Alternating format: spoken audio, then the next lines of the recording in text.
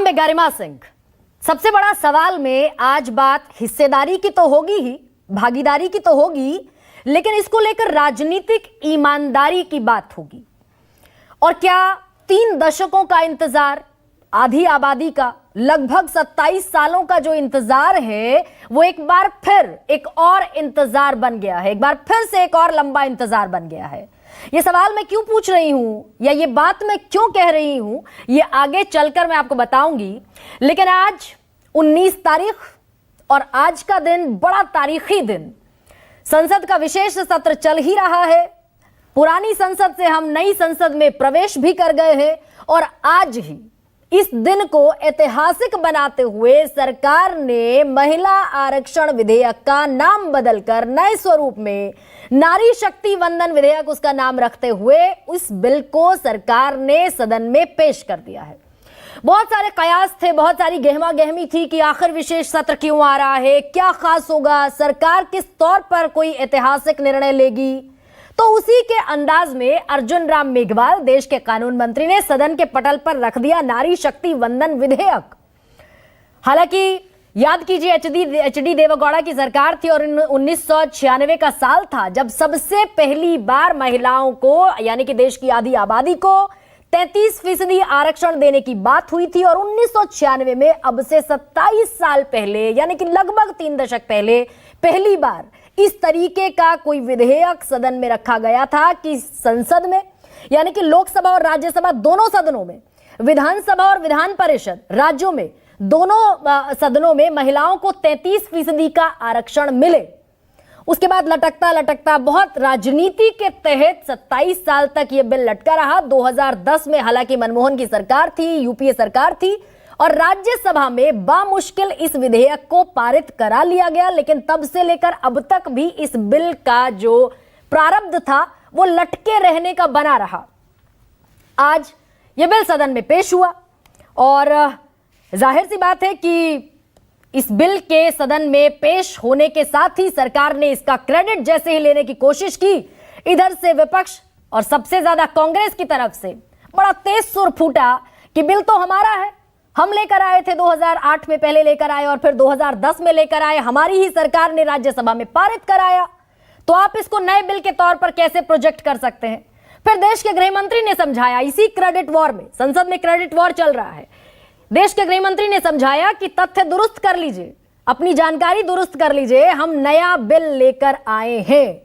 तो सबसे पहले सवाल यह बनता है कि कांग्रेस का बिल, बीजेपी का बिल और दोनों विधेयकों में फर्क क्या है। तो मैं सबसे पहले आपको वही समझा देती हूं। इस बिल का नाम है नारी शक्ति वंदन अधिनियम। पुराने बिल का नाम था महिला आरक्षण विधेयक। कितना आरक्षण मिलना था? पुराने बिल में भी 33% का आरक्षण था, इस बिल में भी 33% का ही आरक्षण है। पिछले बिल में लोकसभा और राज्यसभा में दोनों सदनों में आरक्षण की बात थी, विधानसभा और विधान परिषद दोनों ही जगहों पर आरक्षण की बात थी। इस वाले बिल में लोकसभा में प्रावधान है 33% आरक्षण का, राज्यसभा में नहीं है, विधान परिषद में नहीं है। एक लाइन और आज जोड़ी अर्जुन राम मेघवाल ने और कहा कि एनसीटी यानी नेशनल कैपिटल टेरिटरी में भी महिलाओं को 33% का आरक्षण मिलेगा। तो 2 बातें साफ हुई, ना राज्यसभा में लागू होगा ना विधान परिषद में लागू होगा। लागू कब होगा? क्या 2024 में? क्योंकि बहुत गहमा गहमी इस बात को लेकर भी थी कि महिला आरक्षण विधेयक लाकर सरकार इसका लाभ 2024 में लेना चाहेगी। तो यहीं से सवाल है कि क्या 2024 में लागू होगा? नहीं होगा। कब लागू होगा? यह लागू होगा, बाकायदा इस विधेयक में लिखा गया है कि अगले परिसीमन के बाद, यानी अगला डिलिमिटेशन जब होगा उसके बाद अगर कानून बन भी जाता है तो लागू होगा। और परिसीमन कब होगा? परिसीमन होगा अगली जनगणना के बाद, सेंसस के बाद। और सेंसस कब होगा यह अभी किसी को मालूम नहीं। 2021 में होना था, हर 10 साल पर सेंसस यानी कि जनगणना होती है। 2021 में होनी थी, नहीं हुई, 2022 बीता, 2024 भी बीत गया, प्रस्तावित अभी कोई तारीख नहीं है। तो सेंसस कब होगा इस बारे में कोई जानकारी नहीं। अब एससी महिलाओं के लिए यानी कि अनुसूचित जाति की महिलाओं के लिए लोकसभा में आरक्षित 84 सीटों का 33% उनको मिल जाएगा और एसटी के लिए यानी कि अनुसूचित जनजाति के लिए भी लोकसभा में जो पहले से आरक्षित 47 सीटें हैं, उन 47 सीटों में से 33% आरक्षण मिलेगा। ओबीसी महिलाओं के लिए कोई अलग से प्रावधान नहीं है, मुस्लिम महिलाओं के लिए अलग से कोई प्रावधान नहीं है। सामान्य सीटों से क्या महिलाएं चुनाव लड़ेंगी? बिल्कुल लड़ेंगी।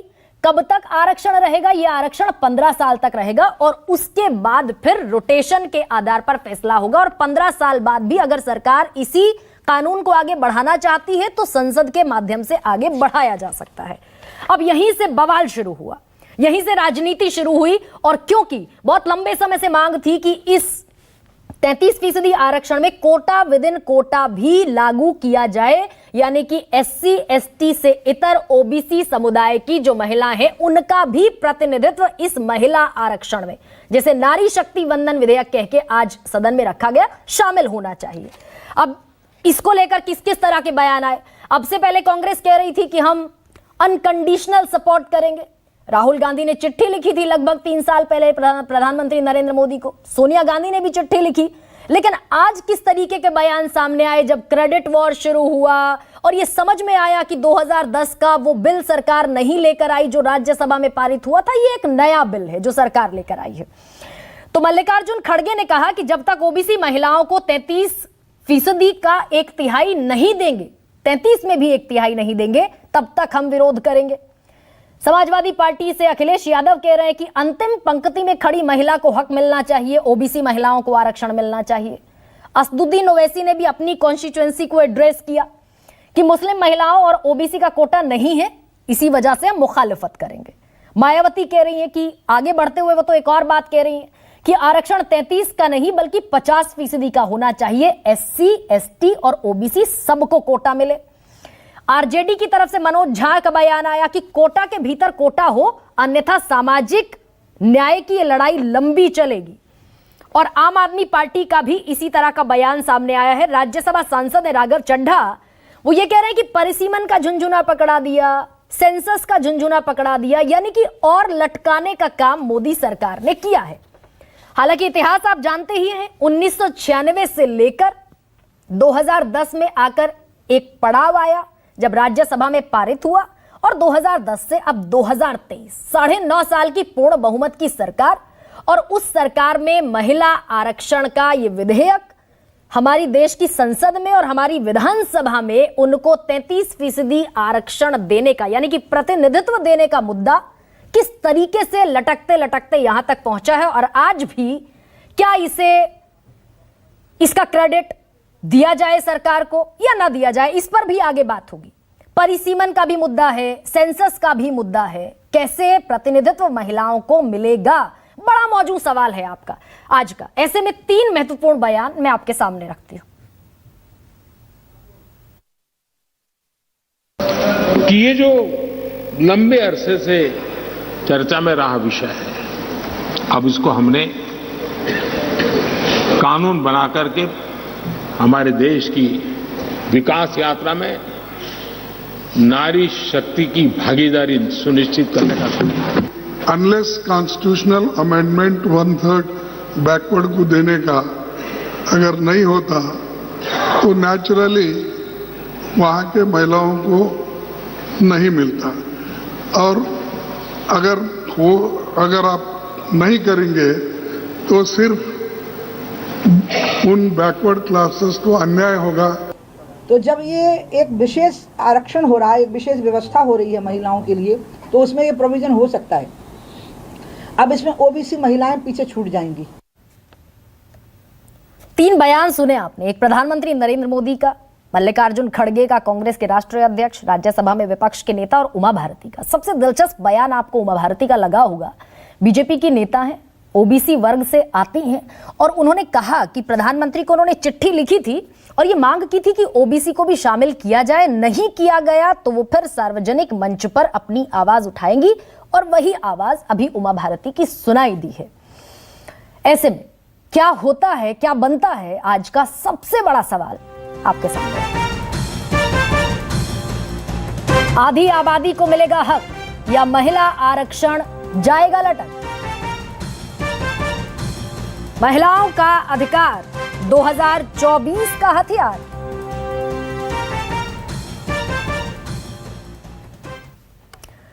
क्रेडिट वॉर भी नजर आया और प्रतिनिधित्व महिलाओं का, उसको लेकर ईमानदारी कितनी है सियासी पूरे निजाम में, यह भी नजर आया। कौन कौन लोग हमारे साथ जुड़ रहे हैं इस चर्चा में, मैं आपसे परिचय करा देती हूं।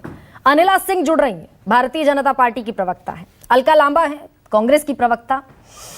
केसी त्यागी जी जुड़ रहे हैं, मुख्य प्रवक्ता हैं जनता दल यूनाइटेड के, बेहद अनुभवी और लोकसभा और राज्यसभा दोनों सदनों के सदस्य रह चुके हैं।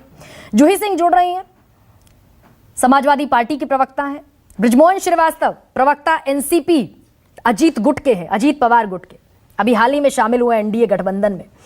और इसके अलावा मेरे सहयोगी बस थोड़ी ही देर बाद मेरे साथ जुड़ेंगे, सुकेश रंजन।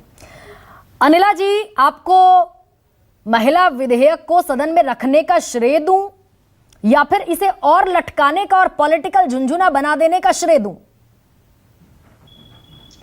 मेरी सबको राम राम और गणेश चतुर्थी आज है। आपको, मेरे को पैनलिस्ट को, आपके सभी व्यूअर्स को ढेर सारी शुभकामनाएं, शुभ दिन। और बहुत ही शुभ तरीके से मैं कहूंगी कि नए संसद में, नए पार्लियामेंट में ये बिल की पहल हुई है। मैं कहूंगी कि बिल्कुल ये खुशखबरी है। खुशखबरी इसलिए है, पहल तो हुई। अनिला जी, पहल तो 96 में हो गई थी जी, पहल तो 96 में हो गई थी। आज तो आज तो नतीजे का दिन था। नहीं, मैं आपसे बिल्कुल भी एग्री नहीं करती हूँ। मनशाही नहीं थी, नहीं तो 1998, 99, 2002, 2003 5 बार जो है अटल बिहारी वाजपेयी जी की सरकार ने लगातार ये प्रयास किया कि ये जो विमेन रिजर्वेशन बिल है ये इंट्रोड्यूस हो जाए, ये लागू हो जाए, परंतु साथ नहीं दिया गया। और आज क्या बदल गया है? नहीं, उस समय तो 182 सांसद थे मात्र, गठबंधन की सरकार थी, गठबंधन की मजबूरियां थी। आज तो कोई मजबूरी आपके सामने नहीं। मैं 30 सेकंड्स दे दीजिए, हो सकता है जो आप मुझसे बीच में सवाल पूछ रही हैं मैं वही बात कहने जा रही हूँ, पूरा फ्लो टूट जाता है। ठीक है अनिला जी, कहिए आप। मैं ये कहना चाह रही हूँ कि आज जो बात शुरू हो रही है, आज जो ये चिकन पॉक्स इंडिया अलायंस जो साथ में आ रखा है, आज फर्क क्या है? पहले भी लालू यादव जी की पार्टी इनके साथ थी, पहले भी मुलायम सिंह यादव जी की पार्टी इनके साथ थी। कोई भूल सकता है लालू यादव जी ने क्या कहा था? लालू यादव के जाई लाश तभी होई ये बिल पास। तो क्या अब कुछ बदल गया है? वही 2 राजनीतिक दल जो हैं इनके साथ हैं। इनके नेताओं ने किस प्रकार की टीका टिप्पणी करी थी, मैं तो आपके चैनल पर बैठ के वो बातें कह भी नहीं सकती हूँ। किस प्रकार से अडवाणी जी के हाथ से बिल लेकर फाड़ दिया गया था। अनिला जी, सब हुआ। इतिहास पर मैं आऊंगी। अभी बैठी है मेरे साथ अलका जी भी बैठी है, मेरे साथ केसी त्यागी जी भी बैठे हैं, जूही त्यागी भी बैठी है, सब पूछूंगी मैं। लेकिन मुझे आज का बताइए, जब मैं 19 सितंबर की तारीख को तारीखी दिन कह रही हूं, पूर्ण बहुमत की सरकार आपकी, 9.5 साल का इंतजार हो गया। आपने खुद गिनाया कि कितनी बार, 7 बार सदन में पेश हुआ बिल, 2010 में राज्यसभा में भी पेश हो गया। आज की क्या मजबूरी थी कि सेंसस भी और डिलिमिटेशन भी सब लगा दिया गया? नहीं तो क्या नहीं लगाना चाहिए? बताएं क्यों लगाना चाहिए? 181 महिलाओं का प्रतिनिधित्व हो पार्लियामेंट में, क्या नहीं होना चाहिए? जो किया है खूब सोच समझ कर किया गया है ना। अब इन लोगों को कुछ समझ में नहीं आ रहा कि किस प्रकार से इसका विरोध करें। तो 2 मुद्दे ये लोग लेकर चले आए हैं। सोनिया जी ने उस वक्त भी कहा था कि मेरी पार्टी के कुछ लीडर्स परिसीमन पर, डिलिमिटेशन और सेंसस पर आ जाते हैं। फिर आज वो फिर मुझे दबाव आपने कहा सोच समझ कर किया गया। अनिला जी, क्योंकि समय की बाध्यता होती है और मैं चाहती हूं ज्यादा से ज्यादा वो सवाल एड्रेस हो पाए जो देश की महिलाएं आपसे सुनना चाहती हैं, जिनका जवाब। आपने सेंसस की और डिलिमिटेशन की बात की, तो बताइए सेंसस कब होगा? 2024 से पहले कराइए, फिर आप सेंसस, देश की आधी आबादी को रिप्रेजेंटेशन दीजिए संसद में 33% का।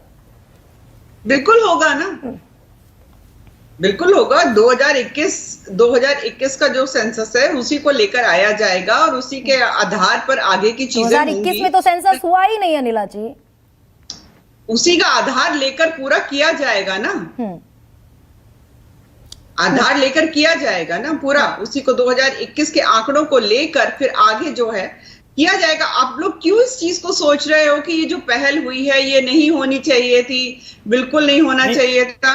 और मोदी सरकार तो ऐसी सरकार है जिसने निरंतर जो है महिलाओं को एम्पावर करने के लिए अनेकों स्कीम लेकर आई, तभी तो सबसे ज्यादा जो वोट परसेंटेज है महिलाओं का वो मोदी सरकार को जाता है। और इसीलिए तो सवाल बनता है अनिला जी, सुकेश कुछ कह रहे हैं, इसीलिए सवाल बनता है।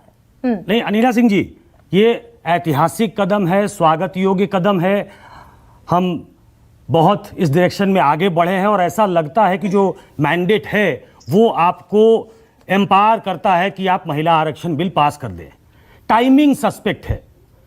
आप 2014 में भी बहुमत वाली सरकार थी, आप 2014 से 19 में इसको नहीं ला पाई, आपके मैनिफेस्टो में था, चलिए मान लिया। 2019 से 2023 के बीच में भी आपका ध्यान इस तरफ नहीं गया, लेकिन 2024 के ठीक पहले इसको लाना तो लोग इसको इस नजरिए से देखेंगे। और गरिमा ने बताया कि पहला तो सेंसस और दूसरा डिलिमिटेशन कमीशन जो 2026 में बैठेगा वो अपनी रिपोर्ट देगा, तो ये लागू 2029 तक ही हो पाएगा। लेकिन 2024 के पहले आप ये एक अपनी कॉन्स्टिट्यूएंसी को मैसेज देने के लिए इसको लेके आई हैं कि ये सोनिया गांधी का किया हुआ नहीं है, ये दरअसल नरेंद्र मोदी का किया हुआ है। वो भी कह रही है हमारा बिल, आप दिखाना चाहती है हमारा बिल।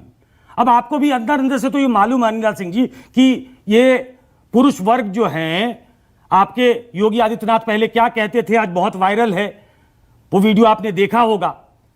तो कोई पुरुष वर्ग नहीं चाहता कि महिलाओं को आरक्षण मिले। मुझे लगता है कि सारी महिलाएं जो इस पैनल में बैठी हैं कम से कम पार्टी लाइन से ऊपर उठकर इस पर बात करेंगी। तो आप भी करिए कि ये दरअसल पॉलिटिकल एक फैसला है जो महिलाओं के वोट के लिए इस वक्त लाया गया है।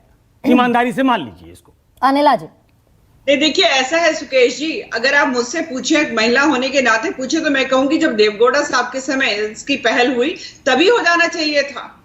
उसके बाद तो कितनी बार पहल की गई, कितनी बार इंट्रोड्यूस किया गया, कितनी बार इसके ऊपर चर्चा हुई, पर पूरा ये इसने कभी अपना कहते हैं ना सवेरा देखा ही नहीं। अनिला जी लेकिन गरिमा एक काउंटर गठबंधन की सरकारें थी आज। नहीं गरिमा, इनसे एक काउंटर सवाल इसलिए और कर लिया जाए, जब 2010 में ये बिल राज्यसभा से पास हो गया और जब ये लोकसभा में पहुंचा तो उस वक्त सुषमा स्वराज थी और सुषमा स्वराज ने कहा कि पेंडेमोनियम में ये बिल पास नहीं हो सकता।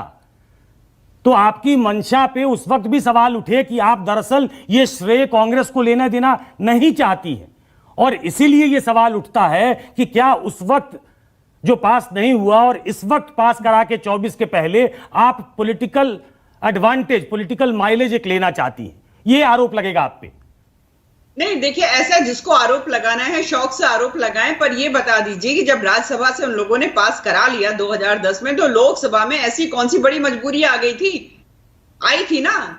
सोनिया जी ने खुद ने बोला था ना, मजबूरी आई, मेरी खुद के पार्टी के लीडर्स तैयार नहीं है। अनिला जी ठीक है, मैं कांग्रेस की मजबूरी पूछूंगी। ये बात कही थी। फिलहाल सत्ता सरकार में आप है अनिला जी, फिलहाल तो सत्ता और सरकार में आप है।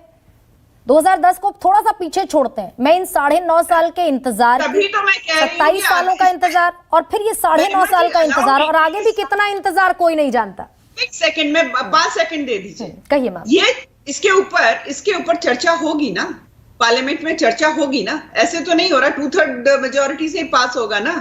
तो मैं ये कहती हूँ, चाहे वो कांग्रेस है, चाहे आरजेडी है, चाहे जेडीयू है, चाहे समाजवादी पार्टी है, चाहे वो बीएसपी है, आप भरपूर प्रश्न करिए, चर्चा करिए, जो जो आप लोगों के मन में है बात कहिए, वॉकआउट मत कर जाइएगा।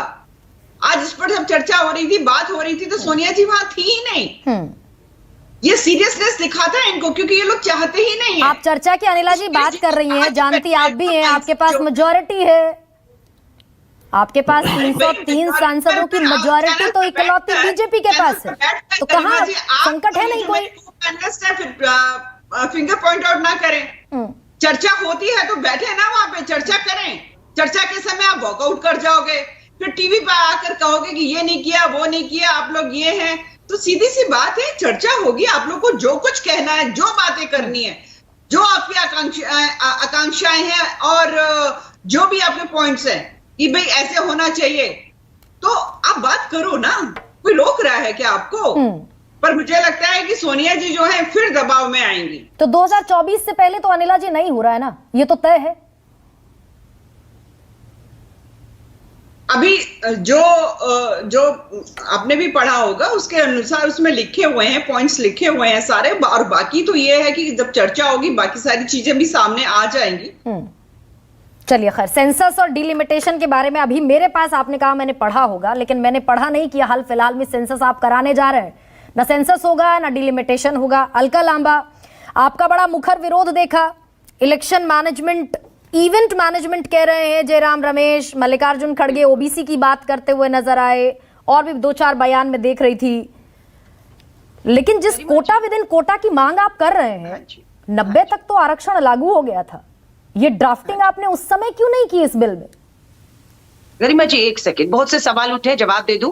अनिला जी को बताइएगा कि सोनिया गांधी जी लोकसभा के सदस्य हैं। जब प्रधानमंत्री जी कल लोकसभा में बोल रहे थे, सोनिया गांधी जी पूरी तरह उपस्थित थी, और आज लोकसभा एडजर्न हो जाती है। उसके बाद राज्यसभा में प्रधानमंत्री जी बोलते हैं सोनिया गांधी जी वहां नहीं हो सकती थी क्योंकि वो लोकसभा के सदस्य हैं। अब मैं फिर बिल पर आती हूँ। इनके पास खाना है, यानी कि बहुमत है। इन्होंने मुझे 9.5 साल भूखा रखा, मेरी थाली खाली रखी, और आज जब ये मेरी थाली में खाना रख रहे हैं, यानी कि आरक्षण मुझे दे रहे हैं, लेकिन मुझे खाने नहीं दे रहे हैं। ये अधिकार मुझे 24 में नहीं मिलेगा। क्यों? रोड़ा अटका दिया। किसने अटकाया? विपक्ष ने नहीं, भाजपा ने, सरकार ने अटकाया। क्या कहा? जनगणना होगी। जनगणना से 2011 में हुई, 21 में होनी थी, 2 साल। किसने आपको रोका? क्यों नहीं जनगणना कर दिया आपने? अब जनगणना होगी, उसके बाद परिसीमन होगा। परिसीमन के बाद कितने साल के लिए आरक्षण है? भीख नहीं मांग रही महिलाएं, अपना अधिकार मांग रही हैं। 1993 में जब पंचायती राज में, नगर निगमों में, पालिकाओं में आरक्षण लाया गया संविधान संशोधन से, तब कोई समय सीमा नहीं थी। 30 साल से लागू है। 15 लाख बहनें निर्वाचित हैं, 40% की भागीदारी है उनकी। इन्होंने क्या किया? राज्यसभा का सेम कानून अगर लोकसभा में लाते, पारित होता, लागू होता। लेकिन इन्होंने जुमला करा, इन्होंने उस नहीं क्रेडिट ले। हमारी लड़ाई श्रेय की नहीं है, संकल्प की है। क्योंकि अगर उसे लाते तो आपने कहा क्या आपत्ति है? मुझे ये बताइए, हमारा कानून क्या कहता था? हमारा कानून कहता था 15 साल के लिए नहीं रहेगा, लागू होगा तो लागू होगा, जैसे अभी हमारा पंचायती में लागू है, 30 साल से आगे भी रहेगा। इन्होंने कहा राज्यसभा में नहीं होगा, एमएलसी में नहीं होगा, लोकसभा में होगा, विधानसभा में होगा। आपने बाहर कर दिया, हम तो सब जगह दे रहे थे। आपने फिर ये कह दिया कि अब ये जो रोड़े हैं, अब ये जो राज्यसभा में पारित हुआ था 2010 में, लोकसभा में आकर लागू हो जाता। लेकिन इन्होंने क्या कह दिया? अब नया स्वरूप है, अब नए तरीके से लोकसभा के बाद वापस राज्यसभा में आएगा। अब आप कह रही है ओबीसी की बात, हम थोड़ी ना। उमा भारती जी आंतरिक लोकतंत्र ही नहीं है इस पार्टी में खुद की, इनकी अपनी नेता है ना उमा भारती जी, पत्र लिख रही है, चर्चा नहीं है ओबीसी की मांग ठीक है। अलका लांबा, उन्होंने पत्र लिखा, उसका जवाब मैं लूंगी, मैं अनिला जी से जवाब ले लूंगी, लेकिन पहले अपनी बात तो स्पष्ट कर दें। 2010 में बिल की ड्राफ्टिंग तो कमोबेश यही थी।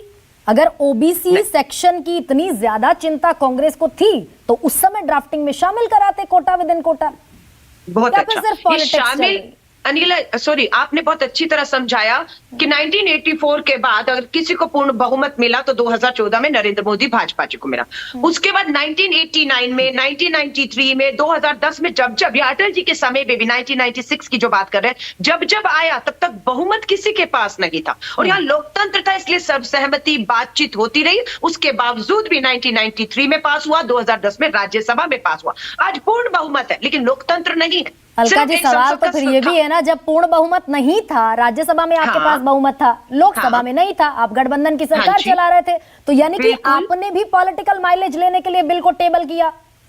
नहीं, हमने 1993 में बिना बहुमत के सहमति लोकतंत्र को जिंदा रखते हुए दोनों सदनों में पास कराए, और नगर निगम में, नगर पालिका में लागू हुआ या नहीं हुआ? हुआ ना। अब कभी हम कामयाब हुए, कभी हम कामयाब नहीं हुए, पर हमारी नियत पे आप शक नहीं कर सकते। आज की सरकार के पास पूर्ण बहुमत 2014 में था, 2019 में आया, लेकिन नियत नहीं है। अभी भी ये कर सकते हैं। क्या जरूरत थी स्पेशल सेशन बुलाने की? सब कुछ काम छोड़कर आज गणेश चतुर्थी पर भी आपने बुलाया, और आपने क्या किया? सिर्फ आडंबर किया, तमाशा किया। अरे अलका जी, आप अपना स्टैंड क्यों चेंज कर रही हैं? अलका जी, ओबीसी को आप भी आरक्षण नहीं दे रही थी, और इसीलिए आपके पार्टनर जो आरजेडी के थे, समाजवादी पार्टी के थे, वो दृश्य मैंने देखा है, वो बाहर कर दिए गए, और मेरे ख्याल से 181:1 पे ये पास हुआ था राज्यसभा में। उस समय ओबीसी का मामला नहीं था। आज आपके अध्यक्ष का ट्वीट पढ़ के सुना देता हूं, बहुत लंबा है, लेकिन उन्होंने लिखा है राजनीति में जिस प्रकार SC ST वर्ग को संवैधानिक अवसर मिला है, उसी प्रकार ओबीसी वर्ग की महिलाएं समेत सभी को इस विधेयक का समान मौका मिलना चाहिए। ये आप क्यों लटका भटका रही हैं भाई? आप तो आपके दिमाग में पहले तो ये नहीं था, अब चूंकि वो मोदी जी को क्रेडिट मिल जाएगा, आपने लटकाना शुरू कर दिया इसको। नहीं सुकेश जी, बहुत अच्छा सवाल किया, अच्छी तरह साफ करूंगी। किस समाज से आते हैं? मल्लिकार्जुन खड़गे साहब जो राज्यसभा में हमारे नेता विपक्ष हैं, दलित समाज से आते हैं। ओबीसी से उमा भारती आती हैं। आप अगर जिस समाज के हैं उसकी आप लड़ाई लड़ते हैं, लेकिन आपके पास ताकत नहीं होती, इसलिए आप उसे लागू नहीं कर पाते।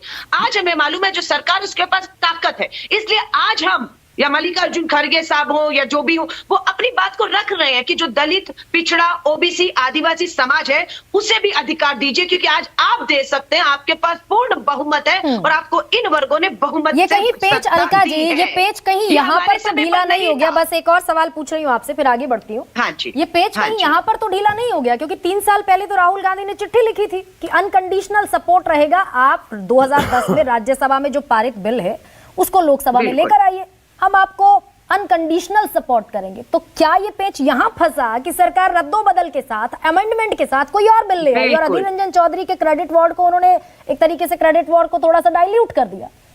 बिल्कुल, आपने सही कहा। राहुल गांधी जी ने जो कहा था या सोनिया गांधी जी ने, अनकंडीशनल सपोर्ट था, है और रहेगा, लेकिन आपने पूरा स्वरूप जो है वो राज्यसभा में 2010 में कांग्रेस ने पेश किया, उसे बदल दिया। आपने बहुत आसानी से बताया है, खुद बताया, आपके दर्शक मुझसे ज्यादा आपको समझे, और मैंने भी आप ही को सुना है अभी कि क्या अंतर है उस बिल में और इस बिल में, और उसे दोबारा सुनने की जरूरत है। और आपको और सबको महसूस होगा, हाँ ये विरोध जो है बिल का नहीं है, बिल के स्वरूप को जो बदला जा रहा है, हक अधिकार छीने जा रहे हैं, 15 साल का जो लिमिट लगाया जा रहा है, अड़चने परिसीमन और आपकी जनगणना की लगाई जा रही है, ये इनकी नीयत को साफ करते हैं। इनकी नीयत बिल्कुल नहीं है, सिर्फ जुमला साबित होगा। आपकी थाली पे खाना है लेकिन आप खा नहीं सकते, आपको 5-7 साल और पता नहीं कितना अभी तक इंतजार करना पड़ेगा। ये धोखा है, त्यागी जी मुस्कुरा रहे हैं। नीतीश कुमार का ट्वीट आया और मैं तो इस प्रोग्राम में आने से पहले तक खंगाल रही थी ट्विटर कि नीतीश कुमार कुछ बोले कि नहीं बोले।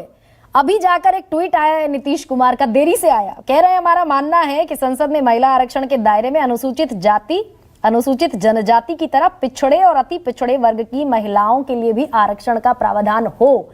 लेकिन उस समय जब विरोध था पहली बार, तब तो मेजॉरिटी सरकार के पास नहीं थी, पेश हो गया, पारित नहीं हुआ। लेकिन इस बार तो मेजॉरिटी है नहीं, तो ये विरोध कितना कारगर रहेगा?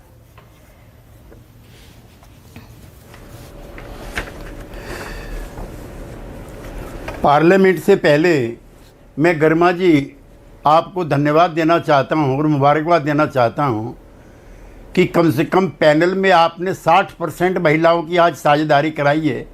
आपकी बहुत बहुत मुबारकबाद। 3 महिलाएं हैं और 2 पुरुष हैं, तो 60% की हिस्सेदारी है जी। 4 खिड़कियों में महिलाएं नजर आ रही हैं। हमने जो जनता दल यूनाइटेड ने, सुकेश जी चूँकि पार्लियामेंट कवर कर रहे थे, शरद यादव जी का एक प्रसंग है जब उन्होंने विरोध किया था 1996 में। 2010 में जब ये पास हुआ था राज्यसभा से, तो बीजेपी, लेफ्ट और जनता दल यूनाइटेड तीनों का वोट पड़ा था इसके समर्थन में।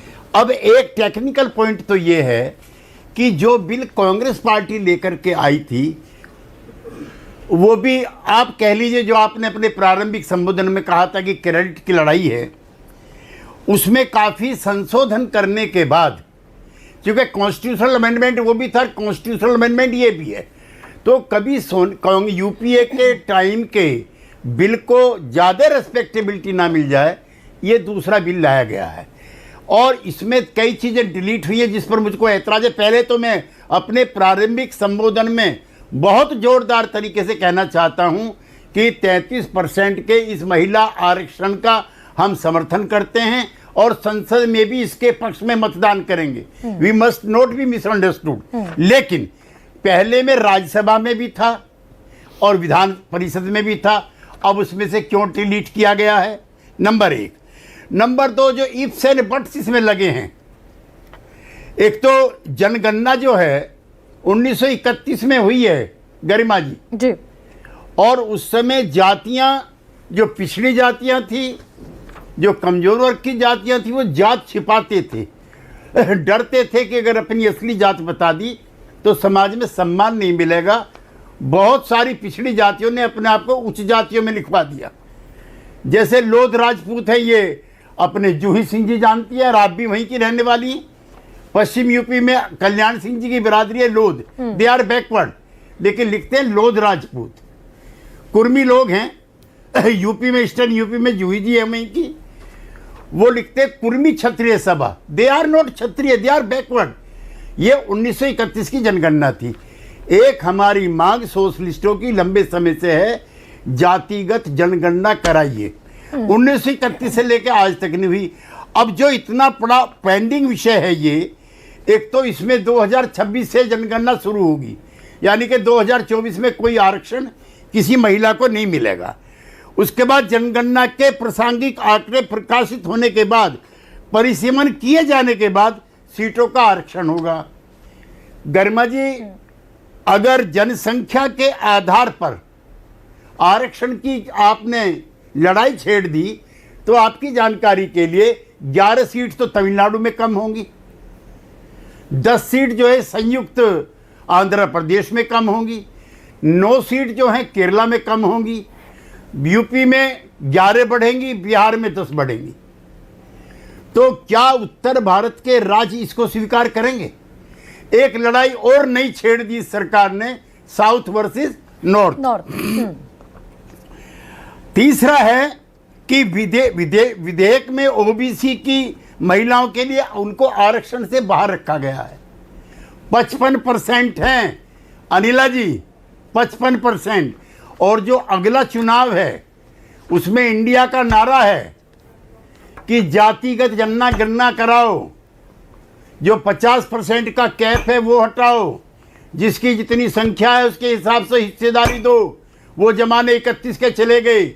अब भूख भी बढ़ गई है, इच्छाएं भी बढ़ गई हैं, सब लोग जान गए हैं क्या खेल है। 55% आबादी बैकवर्ड क्लासेस की है, जितनी है उनको उनकी इतनी हिस्सेदारी चाहिए। इग्नोर नहीं किया जा नीतीश सकता। कुमार जी का ट्वीट है। हाँ। सोशलिस्टों को, ठीक है गरिमा जी, सोशलिस्टों को बाकायदा कहा जाता है। मैं लौट रही हूँ।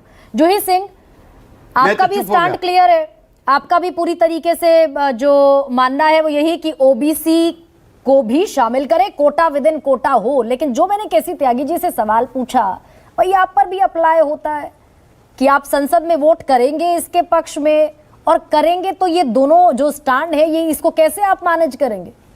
या तो आप मुखालफत कीजिए, पूरी मुखालफत कीजिए।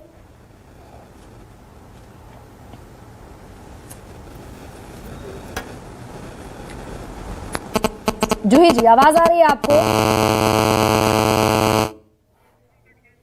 मैं लौट रही हूं आपके पास, दोबारा से लौटूंगी। बृजमोहन श्रीवास्तव, कैसे एडवोकेसी करेंगे इस बिल की? राज्यसभा में आरक्षण नहीं होगा, विधान परिषद में आरक्षण नहीं होगा, 15 साल तक ही आरक्षण की सीमा रहेगी, उसके बाद फिर नई संसद बैठेगी, कब किस राजा का राज होगा, फिर आरक्षण एक दफा फिर परिभाषित होगा। गरिमा जी, सबसे पहले तो मैं इसको स्पष्ट कर दूं मेरी राष्ट्रवादी कांग्रेस पार्टी की ओर से कि हम लोग इस बिल के समर्थन में हैं, और इस मामले में हमारे राष्ट्र के जो कार्यकारी अध्यक्ष हैं आदरणीय प्रफुल्ल पटेल साहब, उन्होंने स्पष्ट रूप से इस बात को कहा है कि हम इस बिल का समर्थन करते हैं। अब जहाँ तक बात आती है कि इसकी जो टेक्निकलिटीज़ हैं या उनके जो मुद्दे हैं, हम लोग तो सब आंदोलन से निकले हुए लोग हैं। आंदोलन जब हम लोग करते थे तो ये बात आती थी कि पहले अपनी मांग रखी जाए और उस मांग में से जितनी मांग पूरी हो जाए बची हुई मांगों के लिए फिर संघर्ष किया जाए। तो मैं ये सोचता हूँ कि ये जो प्रक्रिया शुरू हुई है इसका सबों को स्वागत करना चाहिए। कारण ये है कि 1931 में हमारे देश की जो उस समय की स्वतंत्रता संग्राम सेनानी थी सरोजिनी नायडू जी, उन्होंने एक ज्ञापन दिया था और उन्होंने उस समय ये मांग की थी कि महिलाओं को आरक्षण मिलना चाहिए। अब 1931 के बाद आज जाकर इसको साकार रूप दिया है आदरणीय नरेंद्र मोदी जी ने। ये कैसा साकार रूप है बृजमोहन श्रीवास्तव? अगर समझा पाए मुझे बृजमोहन श्रीवास्तव, अगर मुझे समझा, मुझे क्या बल्कि आधी आबादी सुन रही है आपको, मैं बता रहा हूँ ये साकार रूप इस ढंग से कि ये कैसा आरक्षण है। 27 साल से लटकते एक पूर्ण बहुमत की महिलाओं सरकार को इस तरीके का विधेयक लेकर आए। मैं 27 साल की बात नहीं कर रहा गरिमा जी, ये तो 92 साल से लटका हुआ था। 1931 में इसकी मांग की थी और उसके बाद कई सरकारें आई जो पूरी पूर्ण बहुमत में थी, लेकिन उन्होंने इसको नहीं किया। आज ये कहना कि आदरणीय नरेंद्र मोदी जी की सरकार इसके पहले भी बहुमत में थी, आज पूर्ण बहुमत में, तो इसके पहले भी बहुत सारी सरकारें थी जिन्होंने पूर्ण बहुमत में शासन किया लंबे समय तक, उन्होंने भी उस मांग पे ध्यान नहीं दिया। लेकिन मेरा कहना यह कि आज जब जागो तब सवेरा वाला मुद्दा है, आज हमारे देश की महिलाओं को यह अधिकार मिलने वाला है, इसका स्वागत किया जाना चाहिए। इसके लिए वर्तमान सरकार का हमको अभिनंदन करना चाहिए। लेकिन उसके विपरीत हो क्या रहा है कि INDIA के जो साथी हैं, जो पूरी तौर से अच्छा समर्थन इस बात का हो, बृजमोहन श्रीवास्तव, चुनाव की बात करते हैं, क्या तो समर्थन इस बात का हो कि पता ही नहीं आरक्षण कब मिलेगा, 2024 में मिलेगा, 25 में मिलेगा, 26 में मिलेगा, सदन में जो 33% की कैपिंग है वो मिलेगी कब? क्या इस बात का स्वागत हो, इस डिलेमा का? नहीं गरिमा जी, गरिमा जी इसको भी स्पष्ट किया गया है। सेंसस होगा और निश्चित रूप से सेंसस के बाद 2029 में चुनाव होना, इस देश में कोई चुनाव तो रुकने वाले नहीं है। 2024 के बाद 2029 कह रहे कि 5 साल और इंतजार कीजिए। जूही सिंह जी, ये दोनों चीजें कि सपोर्ट भी करेंगे, जिस प्रारूप में बिल है उसमें सपोर्ट भी करेंगे, वोटिंग भी करेंगे और मांग भी जारी रखेंगे, ये कैसा मुखालफत हो तो मुखर मुखालफत हो, मुकम्मल हो? गरिमा जी, हमारी तो एक ही मांग थी जब पहले भी ये बिल आया था कि OBCs, SCs, STs, अल्पसंख्यक जो समाज पे हाशिए में महिलाएं हैं उनको कोटा में कोटा करके आरक्षण मिले। ये मांग हमारी अभी भी एड्रेस नहीं हुई है और यही बात हम शुरू से कह रहे हैं। ये एक प्रतीकात्मक रीएड्रेसल, इतनी उम्मीदें थी महिलाओं को। आप कह रहे हैं कि आज प्रधानमंत्री ने शायद संसद में कहा कि उनको ईश्वर ने ये काम करने के लिए सौंपा है, तो क्या ईश्वर ने यही काम सौंपा था कि आप एक सिंबॉलिक रीएड्रेसल ऑफ महिला आरक्षण कर दें? इससे कोई समय सीमा नहीं है। जो सरकार है उसने कोई नीति निर्धारण नहीं किया। आप टाल रहे हैं इस बात को कि हम जनगणना करेंगे, करते आए हैं, डिलिमिटेशन होगा। बहुत संवेदनशील विषय है ये। इसके लिए क्या कार्य योजना है? ये कहना कि आइए संसद में बात करिए, आपको किसी ने रोका नहीं है, बिल्कुल नहीं आप रोक सकते हैं। ये लोकतांत्रिक देश है, तो क्या अनिला सिंह जी हमको रोक लेंगी? हम बिल्कुल अपनी बात कहेंगे। और ये तो हमेशा से हमारी विचारधारा रही है कि आप जब तक जातीय जनगणना नहीं कराएंगे तब तक आप कैसे दलितों को, पिछड़ों को, अति पिछड़ों को, अल्पसंख्यकों को कैसे उनका अधिकार देंगे? ये आरक्षण कब महिलाओं को मिलने वाला है? मैं तो बस एक छोटा सा प्रश्न पूछ रही हूँ कि कब पहला इलेक्टेड महिला MP या MLA जो है वो विधानसभा या संसद में इस बिल के तहत जाएगा? कोई समय सीमा है? अनिला जी, इसी सवाल को लेकर कल ही बता दीजिएगा। इसमें जी अनिला जी समय सीमा बता दीजिए, सेंसस की बता दीजिए, डिलिमिटेशन की बता दीजिए, फिर उसके अगला सवाल फिर बाद में करती हूँ। गरिमा जी, ये मैंने शुरुआत में भी कहा था, ये जितने भी प्रश्न हैं और ये बहुत वाजिब है। मैं बिल्कुल किसी भी प्रकार का जैसे आक्रोशित होकर भारतीय जनता पार्टी पे प्रहार किया जा रहा है विपक्ष के द्वारा, मैं बिल्कुल किसी भी प्रकार से आक्रोशित नहीं हूं। मैं क्योंकि खुश हूं, चाहे 2 साल बाद आए, 5 साल बाद आए, 6 साल बाद आए तो सही, पर कब सेंसस का, कब डिलिमिटेशन का, कब ये लागू होगा, ये सारे जितने भी बिंदु हैं, ये इन सब पर चर्चा होगी पार्लियामेंट में। तो जब ये तय नहीं था अनिला जी, जब ये तय नहीं था कि 5 साल में आएगा, 6 साल में आएगा, एक और बस बहुत एहतराम के साथ, बड़ी विनम्रता के साथ एक और एडिशन ले लीजिए। जब ये तय ही नहीं था कि कब आएगा, तो इतना आनंद फानन में विशेष सत्र बुलाकर टेबल करने की आवश्यकता क्या थी? गरिमा जी, आप अजीब बात कर रही हैं। मैं प्रवक्ता हूं ना, मैं अपनी बात कह सकती हूँ। डिलिमिटेशन का कब प्रोसेस शुरू होगा, ये सब क्या होगा, क्या ये मैं बता सकती हूँ क्या? अच्छा, ये तो बता सकती हैं कि राज्यसभा और विधान परिषद क्यों इतर कर दिए गए आरक्षण से?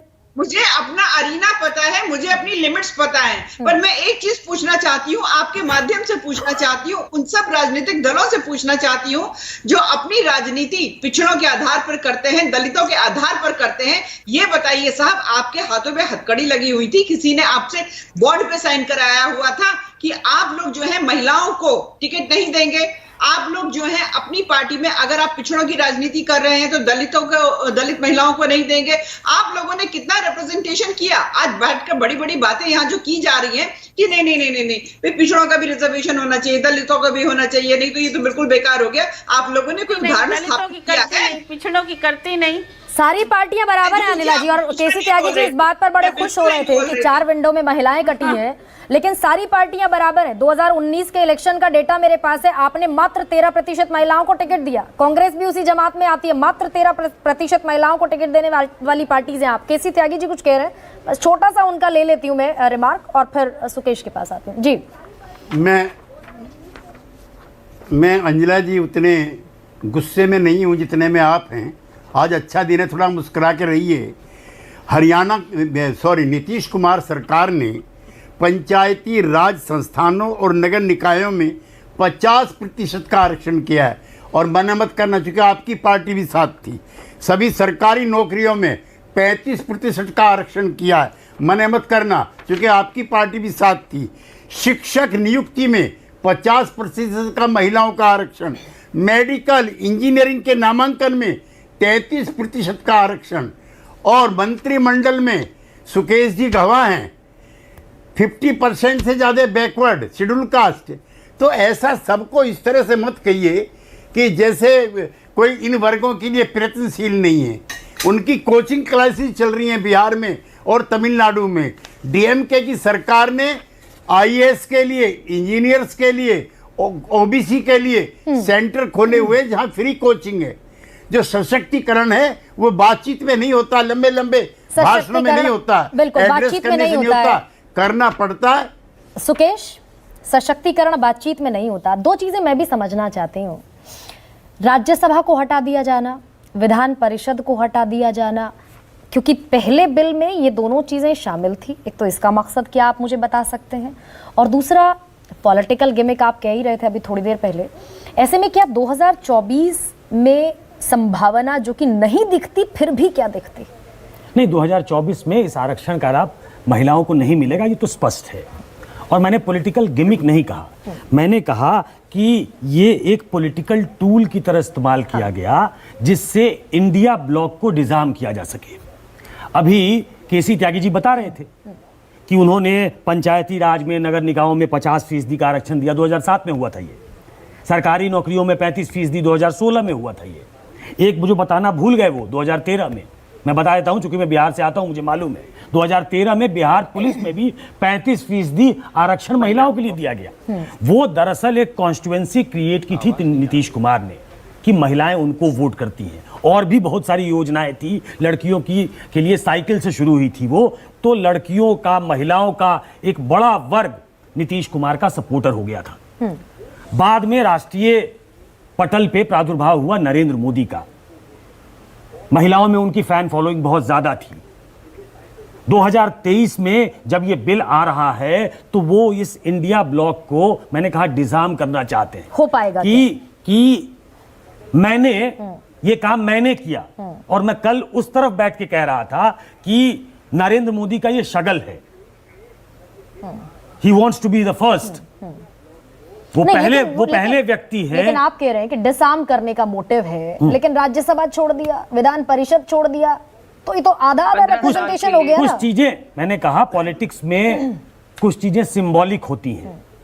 जब ये आरक्षण की चर्चा हो रही थी, मुझे अच्छे से याद है, बीजेपी की एक राष्ट्रीय परिषद की बैठक चल रही थी और आरक्षण के मुद्दे पे जब इस पे कॉन्सेंसस नहीं बना था तो बीजेपी ने अपने ऑर्गेनाइजेशन में 33% रिजर्वेशन की घोषणा की थी, और शायद सुषमा स्वराज जी ने उसको रखा था कि हमारे संगठन में 33% महिलाएं होंगी। ये दरअसल मैसेज देने के लिए था कि हम महिलाओं का सम्मान करते हैं, उनका सशक्तिकरण करते हैं। हर स्टेट में ये ऑनगोइंग प्रोसेस है। ठीक कह रहे थे केसी त्यागी कि हर स्टेट ने अपने अपने लेवल पे महिलाओं के सशक्तिकरण के लिए कुछ ना कुछ किया है, लेकिन उनका पॉलिटिक्स में रिप्रेजेंटेशन हो, 33% हो, मुझे बड़ा सीरियस डाउट है कि इसमें कोई भी पार्टी बढ़ चढ़कर हिस्सा लेना चाहती है। अभी भी जूही सिंह जी ने यह नहीं कहा कि वो सपोर्ट करेंगी, उनकी पार्टी सपोर्ट करेगी इस बिल का। मुझे लगता नहीं है कि अभी कोई फाइनल कोई राय उनकी बनी है कि नहीं। इंडिया के ब्लॉक में वो आती है तो वो इंडिया के साथ जाएंगी, नहीं जाएंगी, जेडीयू ने कह दिया वो साथ जाएंगे, कोई संकट तो नहीं है कांग्रेस भी कह दिया। लोकसभा में देखिए ये बिल तो पास हो जाएगा, इंडिया तो लेकिन दरअसल सुकेश जी INDI ये तो तय ही नहीं कर पाएगा। नहीं चलिए ये तो भविष्य की बात है, लेकिन मैं एक बात स्पष्ट कर देना चाहता हूं कि थोड़ा उसको ग्लोबल लेवल पे देखें। हम विश्व गुरु बनने की बात कर रहे हैं और हम 5वीं अर्थव्यवस्था है, तीसरी अर्थव्यवस्था बनने की बात कर रहे हैं। महिलाओं की एक बड़ी भागीदारी है इन सब चीजों में। जो UN की रिपोर्ट है वो कहती है कि इस गति से अगर हम चले तो महिलाओं को के सशक्तिकरण में करीब 140 साल लगने और लग जाएंगे। हाँ। तो 2-4 पीढ़ी तो निकल जाएगी गरिमा जी, आपके बच्चे भी नहीं देख पाएंगे उसको। 107 कंट्रीज इन द वर्ल्ड ऐसी हैं जहां महिलाओं को रिजर्वेशन है। 107 कंट्रीज। रवांडा जैसा बहुत छोटा सा देश है, नहीं वो तो उनको वो तो बड़ा मैसिवली रिप्रेजेंटेटेड है। 61% का ऐसे में मैं जो बार बार कह रहा हूं कि ये एक मी फर्स्ट नया संसद पहला बिल कौन लेके आया? नरेंद्र मोदी लेके आए। तो ये जो है क्रेडिट लेने की बात है, एक बड़ा ऐतिहासिक कदम ये है और ये हमेशा सुनहरे अक्षरों में लिखा जाएगा कि पहला बिल जो इस नए संसद में आया वो महिला आरक्षण को लेकर आया और नरेंद्र मोदी और उनकी पार्टी ये करके। और इतना ही नहीं है, मैं कुछ और जानकारी भी दे दूं। जब ये बिल आएगा कल आप देखेंगी महिलाओं का प्रेस गैलरी के बगल में जो दूसरी गैलरी है वहां महिलाएं होंगी, बाहर महिलाएं होंगी, प्रधानमंत्री हो सकता है एड्रेस करें। तो ये इसका पॉलिटिकल डिविडेंड लेने की भी पूरी कोशिश होगी। उसकी रूपरेखा तैयार हो चुकी है। अनिला जी, कहाँ तो चरागा तय था हर घर के लिए और कहाँ चराग मयस्सर नहीं शहर के लिए। तो ऐसे में बस अंतिम सवाल मुझे ये बता दीजिए कि वो जो महिलाएं आपकी तरफ देखती हैं, भागीदारी बढ़ी महिलाओं की, वोट प्रतिशत आपका महिलाओं का बढ़ गया, कहाँ तो 50% होना चाहिए था, 48% आबादी के हवाले से ये 33 ही रहा। इसमें से भी राज्यसभा चला गया, विधान परिषद चला गया, ओबीसी चला गया। तो ये कैसा रिप्रेजेंटेशन, और ये भी कब तक होगा नहीं पता। बस इस पर कंक्लूडिंग रिमार्क में चाहती हूँ, महिलाएं सुन रही हैं आप। जी बिल्कुल। सबसे पहली बात तो ये है कि हमें हमारे राष्ट्र के प्रधानमंत्री जी जो हैं उनकी मंशा पे शंका बिल्कुल भी नहीं करनी चाहिए। एक अच्छी सोच के साथ वो ये पहल कर रहे हैं और जैसे जितने भी प्रश्न हैं जो विपक्षी दलों के, वो कल जब इस पर चर्चा होगी तो अपने प्रश्न रखिए ना कि राज्यसभा में क्यों नहीं आ रहा है, विधान परिषद में क्यों नहीं आ रहा है, डिलिमिटेशन के बाद क्यों आ रहा है। जायज है, बिल्कुल पूछना चाहिए। पर यहाँ पर इन लोगों से ये भी पूछना चाहिए कि क्या 2010 और अब की स्थिति में कुछ भी बदलाव नहीं हुआ क्या? अभी भी वही सब बातें, वही सब अड़चने, क्या ये भारतवर्ष आगे नहीं बढ़ा क्या? ये राजनीतिक दलों की सोच कुछ आगे बढ़ी नहीं क्या? तो मैं तो सीधे से कहती हूँ कोई खराबी नहीं, आप लोग पूछिए, चर्चा करिए। लेकिन मैं ये नहीं समझ पाई अनिला जी अभी तक भी कि राज्यसभा और विधान परिषद क्यों हटा दिए गए, ये नहीं बस मैं समझ पाई। अलका जी। गरिमा जी देखिए, सबसे पहले कह रही थी इन्होंने कि कांग्रेस ने आरक्षण अपनी महिलाओं को दे सकते थे। याद दिलाइए, उत्तर प्रदेश में लड़की वो लड़ सकती हूँ के नारे के तहत प्रियंका गांधी जी ने 40% महिलाओं को मैदान में उतारा। अब ये वो भाजपा सरकार है जो 9.5 साल से महिला आरक्षण का मां नहीं बोला। चुनौती दे रही हूँ, महिला बाल विकास मंत्री स्मृति ईरानी ने भी 9.5 साल में महिला आरक्षण का मां नहीं बोला। लेकिन जब इंडिया गठबंधन बना, उससे डर से, उसकी बौखलाहट से हबड़ा दबड़ी में स्पेशल सेशन बुलाकर महिलाओं के हितकारी दिखने की कोशिश में महिला आरक्षण बिल लेकर आए हैं। लेकिन वो बिल का लाभ मिलते हुए आधी आबादी को नहीं दिख रहा है। और वहां पर SC, ST, OBC महिलाओं के, इनको क्या इनसे नफरत है, क्यों उनका हक मारना चाहते हैं? बहुमत है ना, फैसला करिए, आपको किसी के विरोध से फर्क नहीं पड़ता। ठीक है अलका जी, एक फैसला इंडिया ब्लॉक को भी करना है। जूही जी, इंडिया ब्लॉक का क्या फैसला, पूरे इंडिया अलायंस का वोटिंग का विरोध करेंगे, क्या करेंगे, किस तरीके से जाहिर करेंगे मुखालफत? गरिमा जी, हम तो गठबंधन के साथ हैं ही और गठबंधन बात करके एक साथ काम करेगा, लेकिन जो बात अलका जी कह रही है वही मैं बार बार कह रही हूँ कि इसमें समय सीमा कौन सी है, जब खुद ही इनको पता नहीं है भारतीय जनता पार्टी की प्रवक्ता को और सरकार ने कोई काम किया नहीं, तो ये प्रतीक कोई महिलाएं बेवकूफ थोड़ी हैं कि आपने आकर एक प्रतीकात्मक राजनीति कर दी है, प्रधानमंत्री ने बोल दिया, एक फोटो ऑफ हो गया। इसके पहले भी इनके कई मंत्री बने थे, महिलाएं खड़ी थी, एक अच्छी सी फोटो आई, उसके बाद मणिपुर हुआ, उसके बाद पंचायत चुनाव में साड़ी खींची गई। तो महिलाएं भी बुद्धिमान हैं। आप हमें आरक्षण नहीं देना चाहते, कह दीजिए हम नहीं देना चाहते हैं, उसमें आपकी स्पष्टीकरण जो है वो पहुंच जाएगा। और 29 फिर अगले 5 साल आप इतना क्यों सिंबॉलिक राजनीति करते हैं, क्यों हर चीज का इवेंट तो 27 साल महिला आरक्षण का जो झुंझुना बजता रहा, पहले 1996 में, फिर 98 में, फिर 99 में, फिर 2002, 2003, 2004 में यूपीए ने ऐलान किया, 2008 में पहली बार पटल पर आया और फिर 2010 में राज्यसभा से पारित हुआ और अब 2023 में हम बैठकर बात कर रहे हैं। यानी कि 27 साल हो चुके हैं और आगे और कितना इंतजार है, अभी इस बाबत कोई भी साफ तौर पर, सख्त तौर पर, मजबूत तौर पर कह पाना मुश्किल है, क्योंकि सेंसस का पेंच और परिसीमन का पेंच बिल में फंसा दिया गया है। सबसे बड़ा सवाल में फिलहाल इतना ही। इजाजत दीजिए, प्रणाम।